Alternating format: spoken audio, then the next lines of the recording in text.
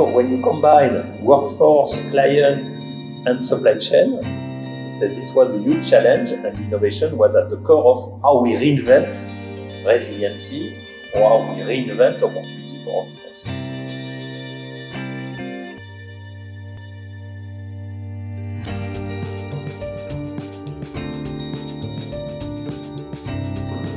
I would say disrupt, reshape, and impact.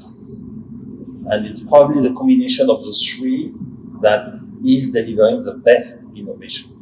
So you need to start with disruption. I don't believe personally that continuous improvement innovation is the right mindset.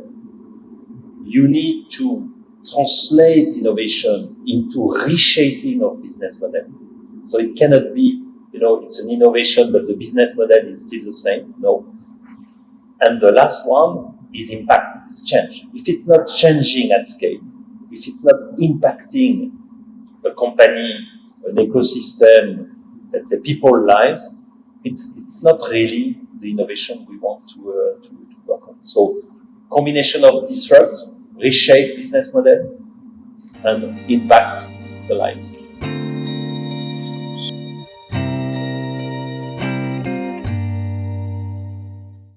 So, I can start with a study, because I studied in Lille, and at that time, major was enterprise finance.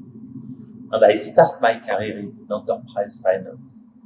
And it took me like 1 year to discover that was not the thing I wanted to follow up on for the remaining 30 or 40 years of my career. So this was a major. But I start innovating, by changing my mind quite quickly, saying that I don't want to be the one checking the thermometer, but maybe the one more impacting the weather, if possible. So I changed my mind quite quickly after.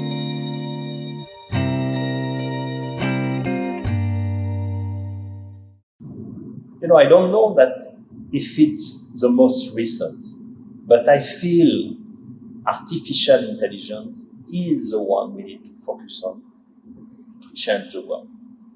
We have more and more examples of the fact that artificial intelligence is not here, in our mind, is not here to replace the human. It's here to augment the human. And the power of human creativity, human collaboration, human communication skill combined with artificial intelligence can change the world. In our case, let's say one of the examples that I like within Accenture is that we were able, through AI combined with automation, or AI to deliver automation, to replace 70,000 jobs within Accenture in the last 10 years. That's scale.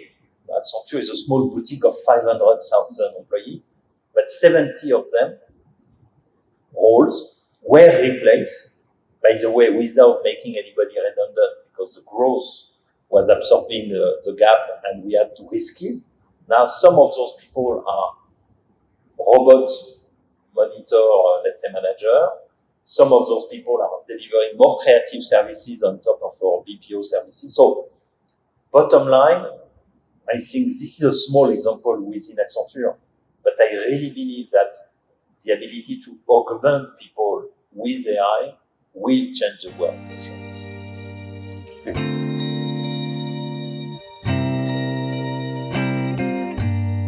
If I can use my joker, I will mention two names. I think at an innovation level, for me, one of the most eye-opening quotes is the one of Henry Ford. So if I ask my customer, they would have asked for horse running faster. And the guy invents car and the way to build car at scale, let's say. This is really the type of thing. Innovation is not here to fix a problem. Innovation is not here just to manage the pain of a certain situation. Innovation is a way to deliver totally differently an outcome that is sometime already there, sometime combined with another, let's say, component is a totally different experience. So this is why we are working mostly let's say, most of what we do is really to start from the experience. Because if we can change the experience, we can find the right innovation. If we start from the technology or if we start from problem solving, we rarely find the right innovation. So as I have the opportunity to share a second name, I want to mention Pierre Nanterme. Pierre Nanterme was the CEO of Accenture for 7 years. He transformed the company, and what he did was really about innovation. Mainly two things.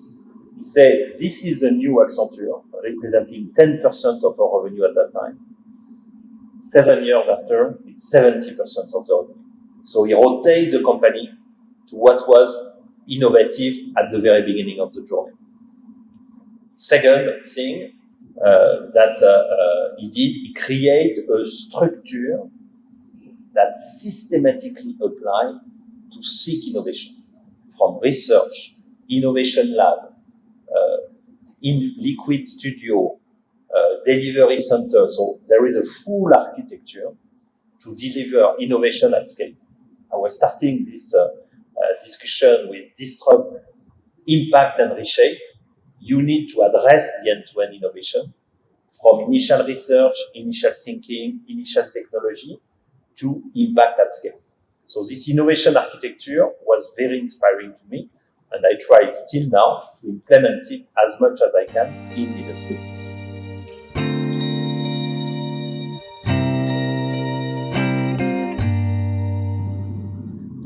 There's no probably a school solution, but there's a couple of ingredients that I try to use on a regular basis. The first ingredient is probably on the workforce. You cannot deliver innovation without a diverse workforce.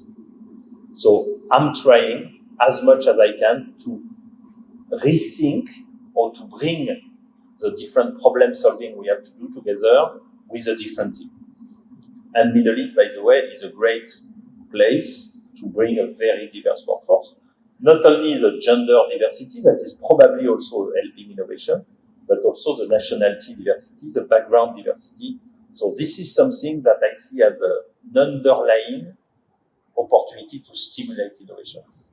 Then you need to reshape the way you deliver outcome on a regular basis. So personally, with my team, I try every 6 months to reshape the story of the next 2 years. And what is the best way, in our case, is mostly around growth, to double our business in the next 2 or 3 years. If we rethink that every 6 months, the reality is that we come with different ideas every 6 months.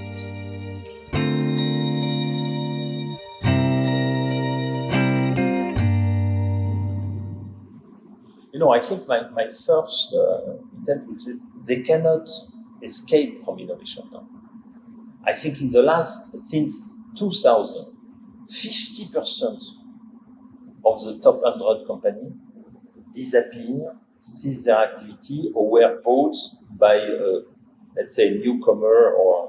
So it's not like how you instill innovation in your process. Is that you need to build an innovative culture if you just want to stay in the business.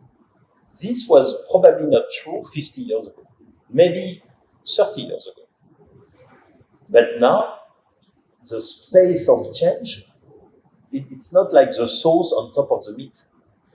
Innovation should be, you saw what happened in the last 9 months. You have to be very innovative if you want just to be resilient. So it's not about inventing the winning business model of the next 5 years. It's just to be resilient. You have to be innovative in the way you interact with your workforce. You have to be innovative in the way you interact with your clients through new channels, sometimes more digital channels. And you were, let's say, forced to be innovative in the way you deliver your business. So when you combine workforce, client, and supply chain, this was a huge challenge, and innovation was at the core of how we reinvent resiliency or how we reinvent opportunity for our business. So I think it's a must. It's not a nice to have.